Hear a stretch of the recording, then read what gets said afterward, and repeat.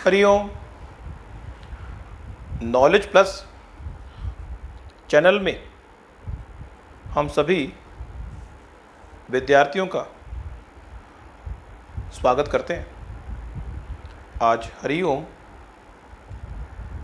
Account की class number 15A है और आज अकाउंट की इस क्लास में एक सीरीज़ शुरू कर रहे हैं। इसमें हम आप अकाउंटिंग की जॉब के लिए अगर किसी कंपनी में जाएंगे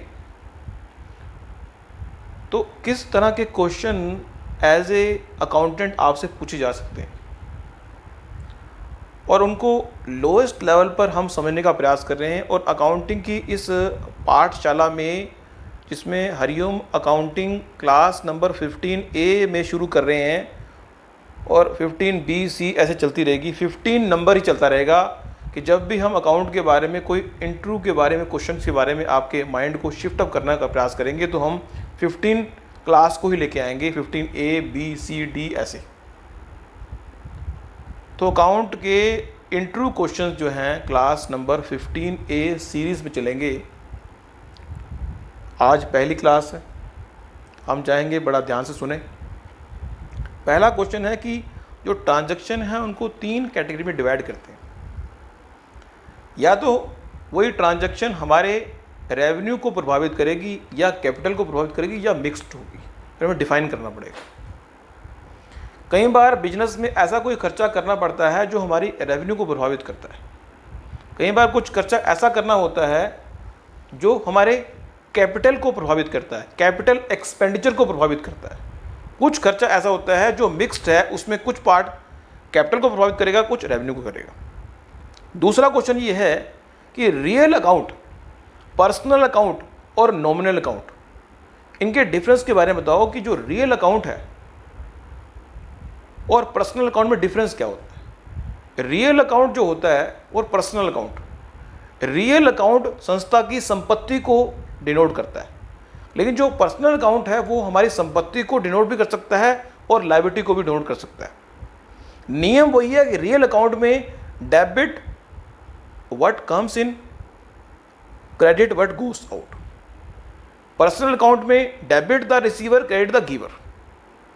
नॉमिनल अकाउंट में, नॉमिनल अकाउंट वो होते हैं जो हमारे ग्रॉस प्रॉफिट को और नेट प्रॉफिट को मैनिपुलेट करते हैं। रियल अकाउंट हमारे असेट को मैनिपुलेट करता है और जो पर्सनल अकाउंट है हमारी असेट को और लायबिलिटी को मैनिपुलेट करता है। और हमने एक टॉक में ये कहा भी था आपको कि जो रियल अकाउंट और पर्सनल अकाउंट है वो हमारे बैलेंस शीट को प्रभावित करते हैं। नॉमिनल अकाउंट हमारे ट्रेडिंग अकाउंट को, प्रॉफिट एंड लॉस को प्रभावित करता है। अगर अकाउंटेंट के रूप में आपसे पूछा जाए कि आप किस प्लेटफॉर्म पे काम करना जानते हैं तो आप कह सकते हैं कि टैली पे, क्योंकि हम अभी तक हमने टैली सिखाया है। उसके अलावा बहुत सारे प्लेटफॉर्म हैं जहाँ पे काम होता है, वो हम बता देंगे। अभी फिलहाल आप टैली को फोकस कर सकते हैं। Double entry system, double entry system का मतलब है कि जब भी कोई ट्रांजैक्शन होगी तो उसका डबल इफेक्ट आएगा, डेबिट भी और क्रेडिट भी। अगर उसका डबल इफेक्ट नहीं है तो आपको क्रिएट करना पड़ेगा डबल इफेक्ट। 5 तरह की ट्रांजैक्शन होती है, हमने बताई हैं। फिर है वर्किंग कैपिटल। वर्किंग कैपिटल वो कैपिटल होती है जिसके साथ आप बिजनेस को रोटेट करते हो। अकाउंटिंग एक्यूरेसी की बात क्या है कि अकाउंट में एक्यूरेसी रखना बहुत जरूरी है कि किसी तरह का कोई अमाउंट में कोई डिफरेंस ना हो। टीडीएस संस्था के लिए असेट है या लायबिलिटी है। अगर टीडीएस संस्था का बैंक ने काटा है तो वो एक असेट के रूप में रहेगा, उसको हम प्राप्त करेंगे। अकाउंट पेबल उन लेजर्स को कहते हैं जहां पे हमें पैसा देना होता है। अकाउंट रिसीवेबल हमारी असेट होता है। ट्रायल बैलेंस एक प्रकार का हर लेजर का बैलेंस है और हर लेजर का बैलेंस अगर मिला लिया जाए तो वो बराबर आएगा डेबिट और क्रेडिट। बैलेंस शीट हमारी फाइनेंशियल स्थिति को पता करने के लिए हम यूज करते हैं।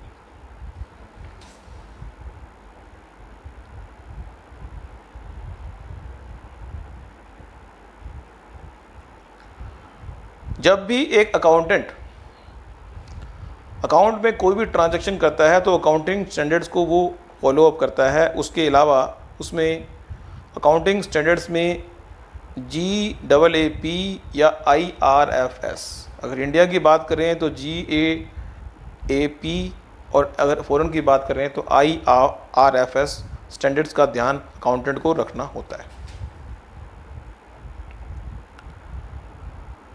अकाउंटेंट की ही रिस्पॉन्सिबिलिटी होती है कि वो बैंक को रिकंसाइल करे।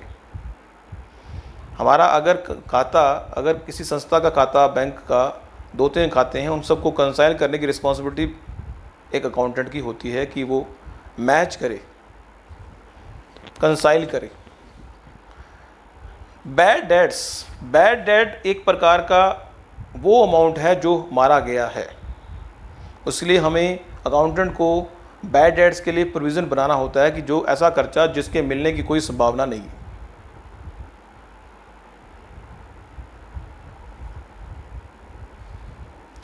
एसेट टेस्ट रेशो, ये अकाउंटेंट की रिस्पॉन्सिबिलिटी है कि वो अलग तरह की जो रेशो है उसको एनालिसिस करे ताकि संस्था की फाइनेंशियल स्थिति के बारे में उसको जानकारी हो।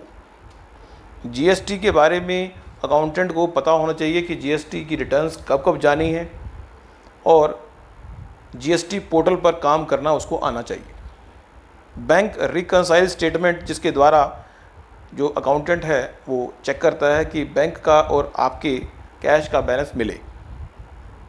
टैली अकाउंटिंग, टैली के माध्यम से अकाउंटिंग होती है। Asset equal to liability plus owner equity, ये इक्वेशन है।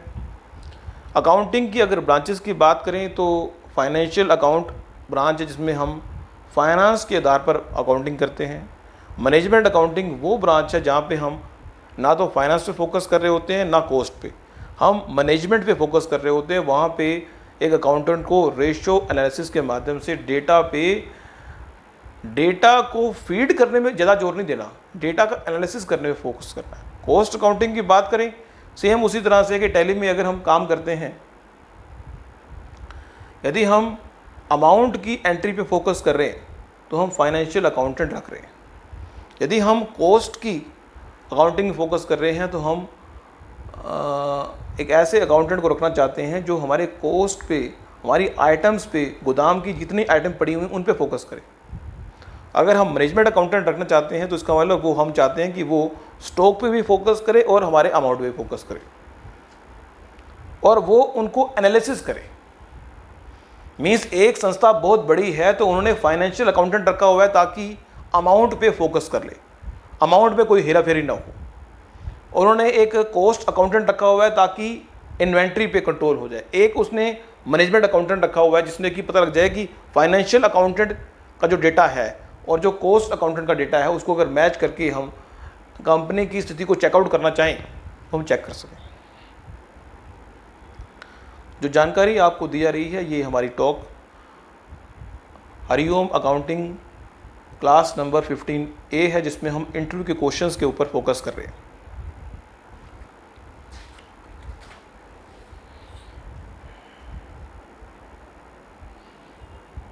फाइनेंशियल ईयर के बारे में तो आपको पता ही है कि फाइनेंशियल ईयर 1 अप्रैल 2000 से शुरू होता है, 31 मार्च को जाता है। कैलेंडर ईयर की अगर बात करें तो वो 1 जनवरी से शुरू होता है और 31 दिसंबर तो ख़त्म होता है। जब भी हम कोई असेट लेते हैं तो हमें ये ध्यान रखना होता है कि वो असेट कितने टाइम के लिए चलेगी, उस हिसाब से पर ईयर उसका डेप्रिसिएशन हमें राइट ऑफ या खर्चे के रूप में दिखाना होता है ताकि रियल वैल्यू असेट की पता लगे। स्क्रैप वैल्यू वो वैल्यू होती है जो किसी प्रोडक्ट के ख़राब हो जाने के बाद सेल करने पर मिलेगी, उसको बोलते हैं स्क्रैप वैल्यू।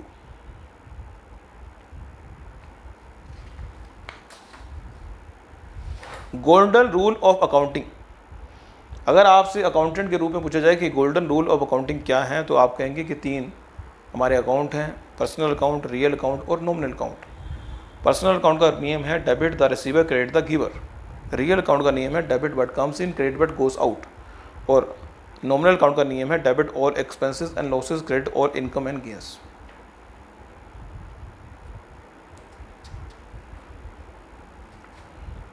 बिल्स रिसीवेबल क्या होता है? बिल्स रिसीवेबल एक प्रकार की स्टेटमेंट है जिसमें लिखा जाता है कि मैं 5,000 रुपये 1 महीने के बाद इस पार्टी को दे दूंगा। उसको बिल्स रिसीवेबल बोलते हैं। ICAI की फुल फॉर्म क्या है? Institute of chartered accountant of India. ये पूछ सकते हैं। Define balancing. बैलेंसिंग क्या होता है? बैलेंसिंग मीन्स इक्वल और बैलेंसिंग बोथ डेबिट और क्रेडिट साइड।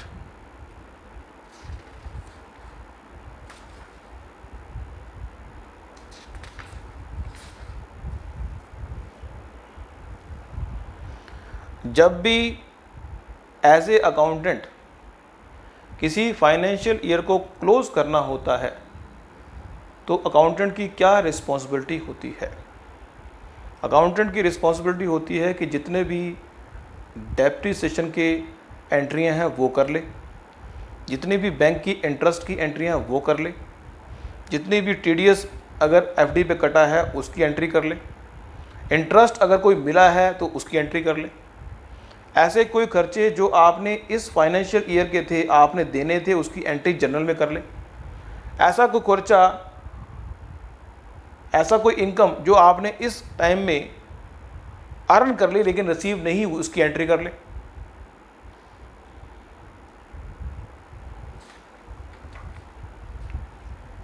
अगर किसी तरह का कोई बिल रेज करना है उसकी एंट्री कर ले, डेप्रिसिएशन की एंट्री कर ले, कोई कंपाउंड जनरल एंट्री है वो कर ले। अगर अकाउंटेंट से पूछा जाए कि टेंजिबल असेट क्या होती हैं जिनको देख सकते हैं और छू सकते हैं, नॉन टेंजिबल कॉपीराइट है,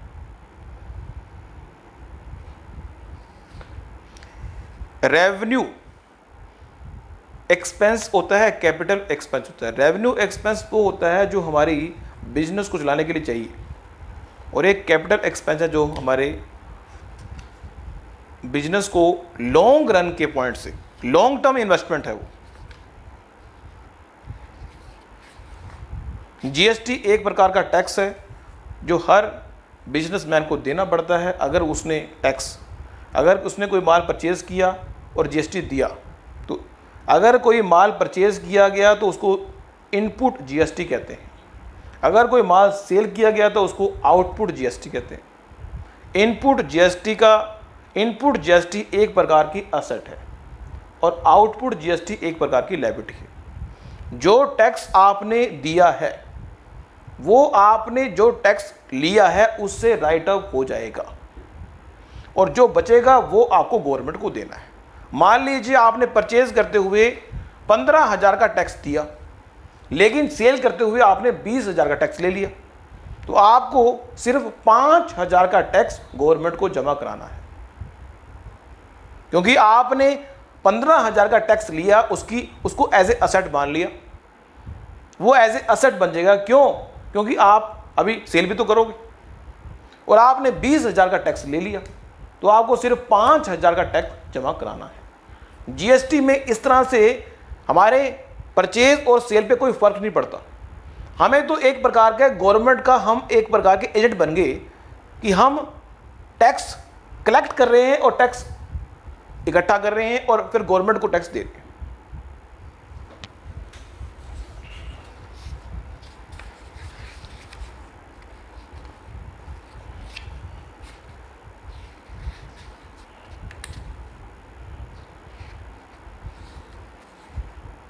तो आज की इस टॉक में इतना ही। नेक्स्ट टॉक में कुछ और जानकारी हम आपको देंगे। Thank you so much for listening and supporting Hariom knowledge plus. Hariom knowledge plus channel में हम सभी विद्यार्थियों का